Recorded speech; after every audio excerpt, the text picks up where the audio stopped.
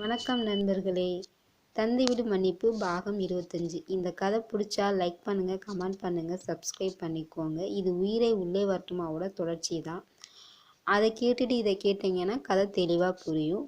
அது பிளேலிஸ்டில் இருக்குது, நீங்கள் போய் கேட்டுக்கோங்க. வாங்க இப்போ கதைக்குள்ளே போகலாம்.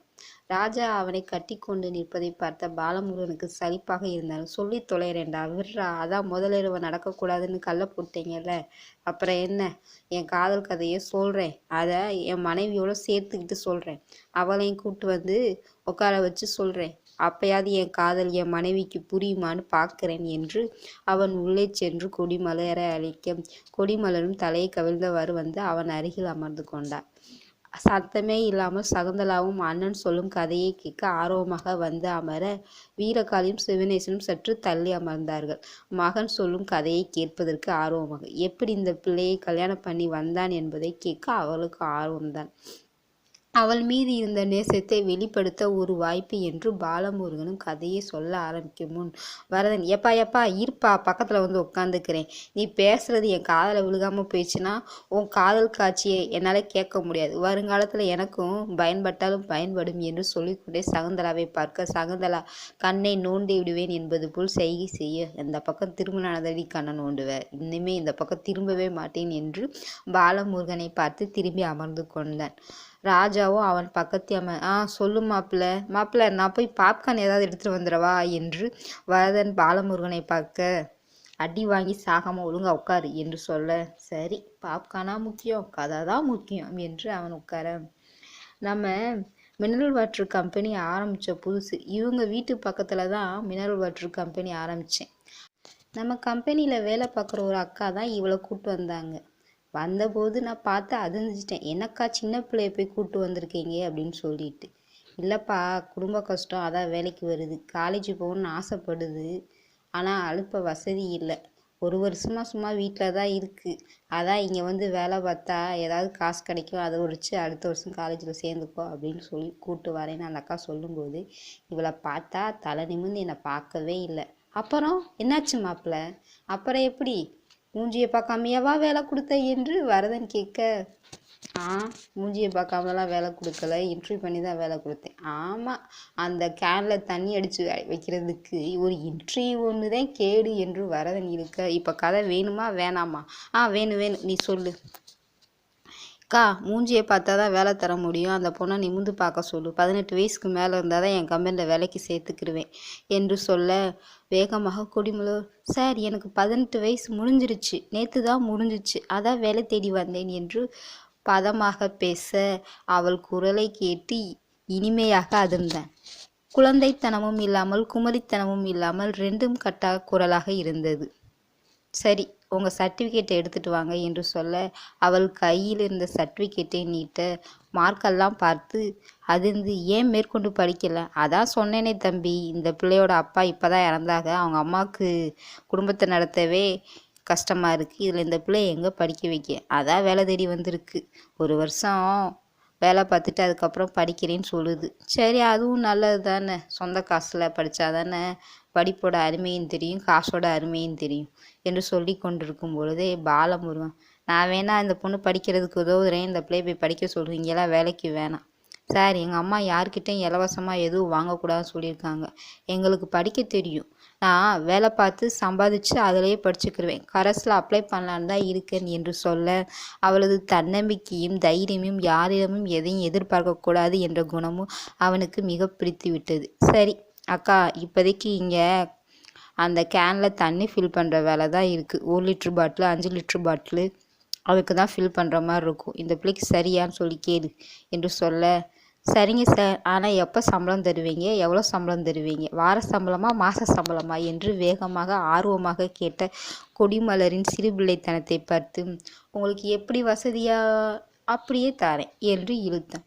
சார், எனக்கு வாரம் சம்பளம் தந்தீங்கன்னா சந்தோஷம் என்று அவள் சொல்ல, சரி, அப்போ நாளையிலேருந்து வேலைக்கு வந்துடுறையா என்று கேட்க, அவளும் இல்லை சார், இப்போலேருந்தே வேலைக்கு வந்துடுறேன் என்று சொல்ல, அவளது ஆர்வத்தை பார்த்து இவனுக்கு சற்று அதிர்ச்சியாக இருந்தாலும் ஒரு பக்கம் சிரிப்பாக இருந்தது. வறுமை அவளை இப்படி பேச வைக்கிறது என்று நினைத்து சரி என்று சொல்லிவிட்டாள்.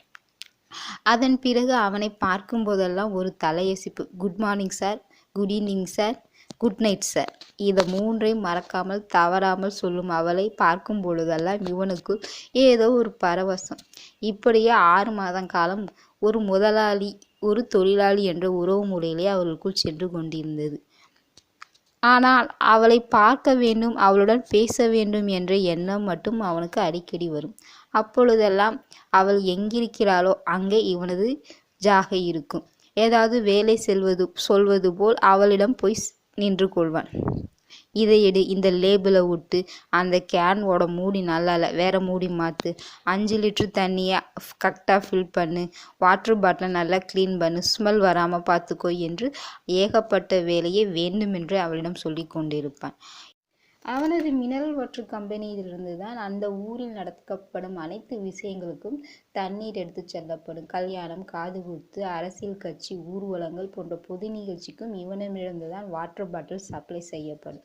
எனவே அந்த கம்பெனியில் இவனை தவிர மற்ற ஆண்களும் வேலை பார்த்தார்கள். வேலை பார்த்தவர்கள் சிறியவர்களும் இருந்தார்கள், பெரியவர்களும் இருந்தார்கள்.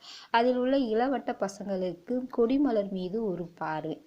அதில் கம்பெனிகளுக்கு லோடு ஏற்றி செல்லும் லோடுமேன் ஒருவன் இவனிடம் வந்து பேச்சு கொடுப்பது அவ்வப்போது இவனது கண்களில் பட்டது. அந்த லோடுமேனிடம் இவள் பேசுவதும் இவன் கண்களில் பட்டது. ஆண்களிடம் பேசக்கூடாது என்றெல்லாம் இவன் சொன்னது இல்லை. பெண்களிடம் பேசுங்கள், அளவோடு பேசுங்கள், ஏதாவது தொந்தரவென்றால் தன்னிடம் சொல்லுங்கள் என்று அங்கிருந்த பெண்களுக்கு இவன் சொல்லி இருந்தான். எனவே பெண்களும் தைரியமாக ஒரு நட்பு முறையை கொண்டிருந்தார்கள் அந்த கம்பெனியில். கம்பெனி இப்படி இருக்கும் பொழுது இவனது செயல் மட்டும் இவனுக்கு வித்தியாசமாக தெரிந்தது. அந்த லோட்மேன் கண்களில் காதல் பொங்கி விழுந்தது. ஆனால் கொடிமலர் கண்களில் அவ்வாறு எதுவும் இல்லை. அவள் யதார்த்தமாக தான் பேசி கொண்டிருந்தாள். அந்த பையன்தான் இவளிடம் ஏதோ பேசுவதும் பின்பு சிரிப்பதும் பின்பு அவளிடம் உரிமையாக பேச முயல்வதும் தொட முயல்வதும் தெரிந்தது இவன் கண்களுக்கு. இவனுக்கு தூரத்திலிருந்து பார்க்கும் பொழுதே கோபம் வந்தது. சரி, நாளை பின்னை யாரிடமாவது சொல்லி பேசக்கூடாது என்று சொல்ல வேண்டும் என்று நினைத்து கொண்டிருக்கும் பொழுதே அவள் மறுநாள் அந்த லோட்மேனுடன் பேசிக்கொண்டே நடந்து கம்பெனிக்கு வருவது தெரிந்தது. பாலமுருகனுக்கு பத்தி கொண்டு வந்தது. வேகமாக கொடிமலர் அருகில் வந்து, என்ன இவன் கூட பேச்சு என்று கேட்க, இல்லை சார், இவர் எங்கள் வீட்டு பக்கம் இருந்து தான் வராரு. சரி, 2 பேரும் ஒரே கம்பெனிக்கு தானே வாரோம், அதனால நடந்து பேசிக்கிட்டே போவோம் சொல்லி பேசிக்கிட்டு வந்தோம். என்ன பெரிய அவர் இவர் மரியாதை வேண்டி கிடக்கு. ஒன்றும் அண்ணன்னு சொல்லு, இல்லை தம்பின்னு சொல்லு. அது என்ன அவர் இவர்னு வீட்டுக்காரு மாதிரி மரியாதையாக கூப்பிட்ற என்று அவளிடம் எரிந்து விழுந்தான் பாலமுருகன். காலையிலேயே என்ன ஏது என்று தெரியாமல் முதலாளி திட்டுவதை பார்த்து கொடிமலருக்கு கண் கலங்கியது. பக்கத்தில் இருந்தோ லோட்மேனுக்கோ, சார் அதெல்லாம் இல்லை, எப்பயும் போல நாங்கள் இப்படியே பேசி பழகிட்டோம் என்று சொல்ல, பொம்பளை பிள்ளைகிட்ட என்ன தேவையில்லாமல் பேச்சு, அதுவும் கல்யாணம் ஆகாத பிள்ளைகிட்ட, ஒரு வயசு பிள்ளை கூட ஒன்றா வந்தால் ஊரில் என்ன பேசுவாங்களோ ஒரு விவஸ்தை வேணாமா என்று அவனிடமும் எரிந்து விலக, இல்லைங்க சார், தெரிஞ்ச பொண்ணு தான், அதனால தான். என்ன தெரிஞ்ச பொண்ணு? தெரிஞ்ச பொண்ணுன்னா இப்படி ரோட்டில் நின்று பேசிக்கிட்டே வருவீங்களா என்று அவனிடமும் எரிந்து விலக, சாருக்கு என்னாச்சு?